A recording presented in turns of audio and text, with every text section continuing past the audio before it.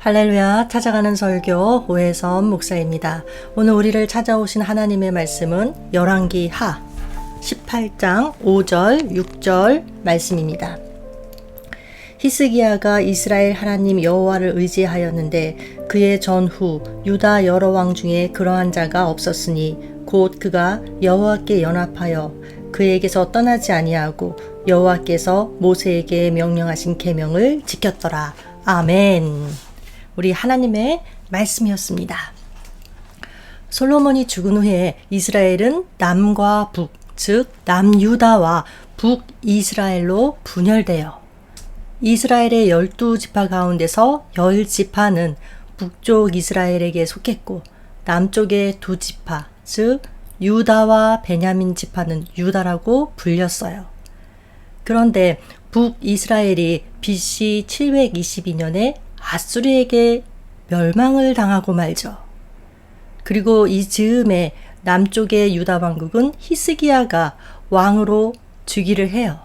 그러니까 히스기야가 유다의 왕으로 즉위했을 때 북이스라엘이 아수르에게 멸망당한 상태였기 때문에 히스기야 왕도 아수르와의 충돌이 불가피했어요. 왜냐하면 아수르가 북이스라엘을 멸망시킨 그 여세를 몰아서 유다도 정복하려고 위협을 가했기 때문이에요. 그러다 보니까 히스기야는 나라의 운명이 정치적으로 위기의 상황이었죠. 그뿐 아니라 게다가 종교적으로까지도 위기의 상황이었어요. 그의 아버지 누구죠? 아하스 왕. 아하스 왕은 영적으로 아주 타락한 왕이었어요. 이방 종교의 전통을 따라서 인신제사, 즉 자기 아들을 불 가운데로 지나가게 하는 잔인한 일을 행했을 뿐만 아니라 여러 이방 신상과 우상들을 만들어댔어요. 심지어는 하나님께 예배드리는 성전의 문까지도 폐쇄해버릴 정도였어요.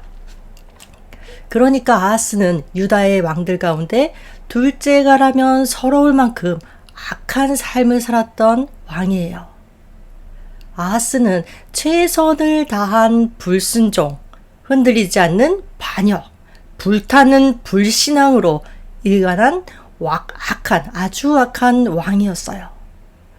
따라서 히스기야는 신앙으로 양육되기는커녕 아버지의 불신앙을 지켜보면서 자라난 사람이에요. 적대적인 신앙의 환경에서 성장했다는 거죠. 그러나 히스기야는 왕이 되었을 때 그 아버지와는 달랐어요. 하나님을 향한 영적인 개혁을 일으켰죠. 4절을 보니까 이렇게 표현하고 있어요. 즉 히스기야가 여러 산당들을 제거하며 주상을 깨트리며 아세라 목상을 찍으며 모세가 만들었던 놋뱀을 이스라엘 자손이 이때까지 분향함으로 그것을 부수고 느후스단이라 일컬었더라. 모세가 백성들을 이끌고 출애굽했을 때 백성들이 원망을 하니까 하나님께서 불뱀을 보내셨죠. 그들을 다 물어버리게 하셨어요. 그래서 죽게 생겼는데 그때 하나님께서는 놋으로 뱀을 만들게 하셨고 그것을 높은 장대 끝에 매달게 하셨어요. 그리고 그 놋뱀을 쳐다보는 자는 어떻게 된다? 바라보면 어떻게 된다? 다 살아난다. 고쳐주시겠다고 하셨어요. 사실 이 놋뱀은 예수님을 상징하는 것인데 그런데 세월이 흐르면서 이스라엘 백성들은 이 놋뱀을 단순한 기념물로 여기지 않고 여기에 뭔가 특별한 능력이라도 있는 듯이 우상화하고 숭배하게 돼요. 그러자 히스기야는 그 놋뱀을 누스단은 놋조각이란 뜻이에요. 놋조각에 불과하다고 하면서 부숴버려요. 돌로 만들어진 바알은 망치로, 나무로 만들어진 아세라는 도끼로 내리 찍었어요.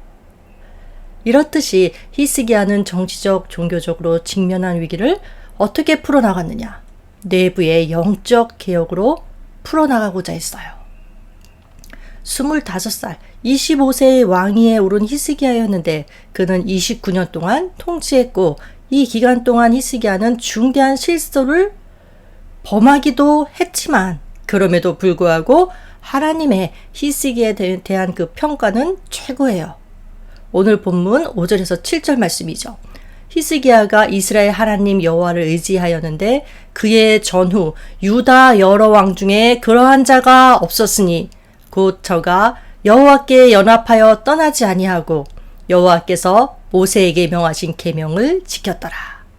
여호와께서 저와 함께 하심에 그가 어디로 가든지 형통하였더라. 그러니까 히스기야의 전후 유다 여러 왕 중에 그러한 자가 없었다. 이스라엘이 남북으로 분열된 이후 지금까지 남북 왕조를 통틀어서 하나님 앞에 가장 온전한 왕이라는 평가를 받은 거예요.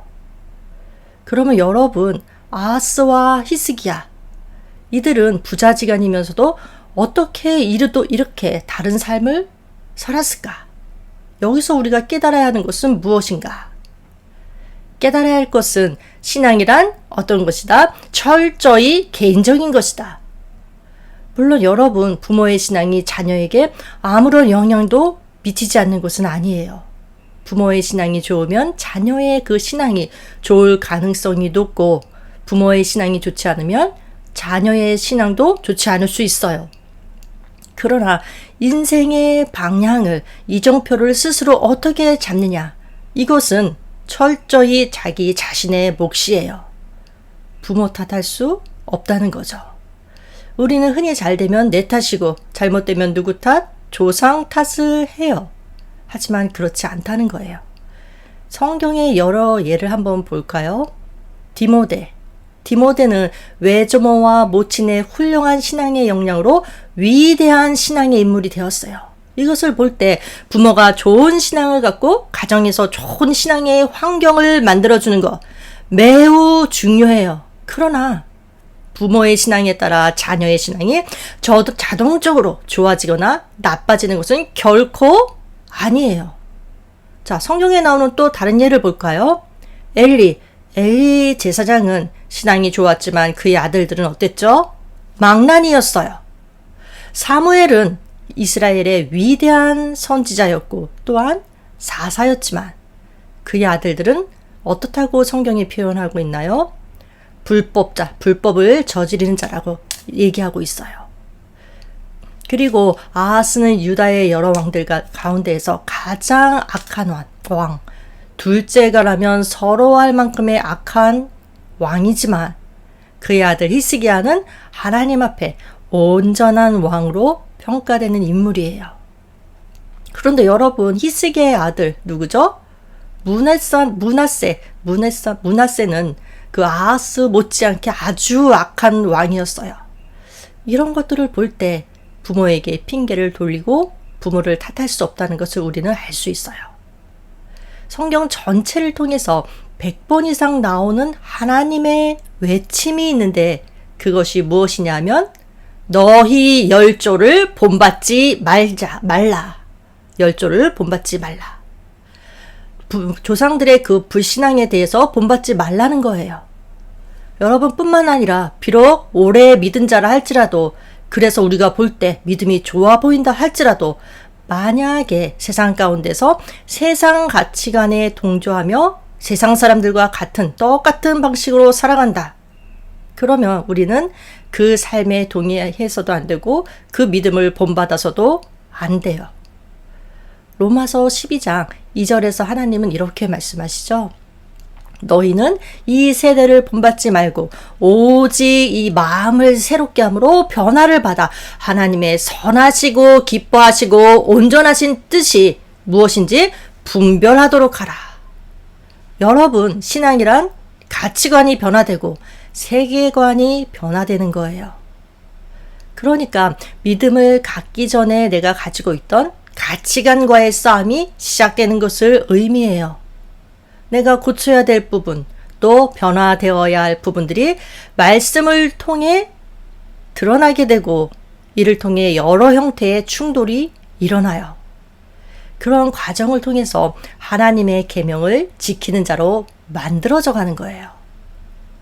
그리고 하나님의 계명을 지키는 자야말로 어떤 사람이다? 그리스도와 연합한 사람이다. 자, 6절을 보세요. 히스기야가 여호와께 연합하여 떠나지 아니하고 여호와께서 모세에게 명하신 계명을 지켰더라. 자, 여호와께 연합했다. 여호와를 쫓았다는 거예요. 그리고 여호와께 연합한 자신의 그 신앙을 여호와께서 모세에게 명하신 계명을 지켰더라. 자, 이 말씀을 보니까 자신의 그 신앙을 여호와의 계명을 지킴으로써 하나님의 말씀대로 삶으로써 입증해 보였다는 거예요. 성도 여러분, 이와 같이 믿음에는 언제나 행함이 따라야 해요. 행함이 없는 믿음? 그것은 아무리 훌륭한 것처럼 보이고 또 믿음이 좋은 것처럼 보여도 어떤 믿음이다? 영혼 없는 몸이 죽은 것처럼 행함 없는 믿음 역시 죽은 믿음이다. 자, 행함이 없는 믿음, 그것에는 생명이 없어요. 그러니까 믿음을 나타내는 그 언어는 이 입술에 붙은 말이 아니라 믿음의 행위예요. 만약 우리 중에 누가 하나님을 사랑한다 고백을 해요. 그러면 그 고백의 진실성 어떻게 입증할 수 있느냐? 성경은 이를 입증하는 유일한 방법이 바로 계명을 지키는 것이라고 가르쳐요. 나의 계명을 가지고 지키는 자라야 나를 사랑하는 자다. 우리는 하나님의 계명을 힘써 지킴으로써 하나님을 향한 사랑을 증명해 보일 수 있고 이것이 바로 하나님과 연합하는 비결이에요. 하나님의 이름을 부르고 하나님께 열심히 있는 것처럼 보인다고 해서 모두 하나님과 동행하는 사람은 아니죠. 우리가 아는 대로 유다 종교 지도자들, 바리새인과 서기관들 어땠죠? 하나님께 대한 열심이 대단한 것처럼 보였지만 실상은 그들이 마귀의 자식들이라고 성경이 말하고 있어요. 그들이 힘써 행한 것은 사실 하나님의 뜻이 아니라 자신의 욕심 내지는 마귀의 욕심이었어요. 그들은 열심히 하나님의 계명을 지킨다고 했지만 사실은 하나님의 계명이 아닌 사람의 유전을 지키고 있었던 거예요. 그 결과 많은 종교적 열심이 있었지만 하나님과 연합되지도 않았고 되려 주님으로부터 저주를 들었어요. 우리는 인생의 방향을 어떻게 잡느냐? 이것이 매우 중요해요. 운전하는 자가 이정표를 이정표를 정확히 보고 방향을 잡아야 길을 잘못 들지 않는 것처럼 인생의 방향도 마찬가지예요. 이정표를 보는 일이 매우 중요해요. 자, 히스기야는 그 조상 다윗의 모든 행위와 같이 여호와 보시기에 정직히 행했다라고 성경에 기록되어 있어요. 히스기야는 다윗이라는 훌륭한 이정표를 바라보고 인생의 방향을 잡았어요. 그러나 여러분, 지금 오늘날 우리의 시대는 어떻죠? 다윗보다 더 확실한 이정표 누구실까요? 바로 예수 그리스도. 예수님께서는 말씀하셨어요. 내가 곧 길이요 진리요 생명이다. 그런데 많은 그리스도인이 왜 세상 속에서 거룩한 하나님의 백성으로 승리하지 못할까요? 잘 믿는 것처럼 보이는데, 신실해 보이는데 왜 정작 세상 속에서는 승리를 얻지 못하는가? 자, 이것은 기도에만 머무르기 때문이에요. 하나님께서 다 예비해 놓으셨는데 정작 싸움에서는 부딪히지 못하고 머뭇거리기 때문에 그래요. 히스기야는 왕이 되고 난 다음에 말씀으로 돌아가기 위해서 기도하고 그리고 영적으로 타락한 세상의 현실에 부딪혔어요. 믿음의 부딪힘, 이것이 있는 곳에 승리가 있다는 거예요. 여러분, 신앙의 모험이 없으면 신앙의 승리도 없어요. 다니엘의 세 친구들을 보세요. 그들은 풀모불 가운데서도 안전하게 나온 그들이 나온 그 기적의 비밀이 무엇일까요? 말씀을 붙잡고 부딪혔기 때문이에요. 다니엘이 사자굴에서 무사히 나오는 기적의 주인공이 된 이유가 무엇일까요? 내가 기도하면 사자굴에 들어간다는 금령을 알고 있었지만 계속 기도하는 부딪힘이 있었기 때문이에요. 야고보서 4장 7절을 보면 이런 말씀이 나오죠. 마귀를 대적하라. 그리하면 너희를 피하리라. 마귀는 부딪히면 도망해요. 그러나 우리가 반대로 피하면 우는 사자와 같이 우리를 삼켜버려요. 여러분, 예수님 믿은 이후에 변화되어야 할 부분이 있으니까 그 부분을 놓고 입술을 열어서 기도하세요. 변화할 수 있는 힘, 능력을 달라고 기도하세요. 그런 다음에 믿음을 가지고 부딪히시기 바랍니다. 그러면 하나님의 도우심이 반드시 와요. 이것이 바로 기도를 무기로 사용하는 첫걸음입니다. 디모데전서 6장 12절. 믿음의 선한 싸움을 싸우라.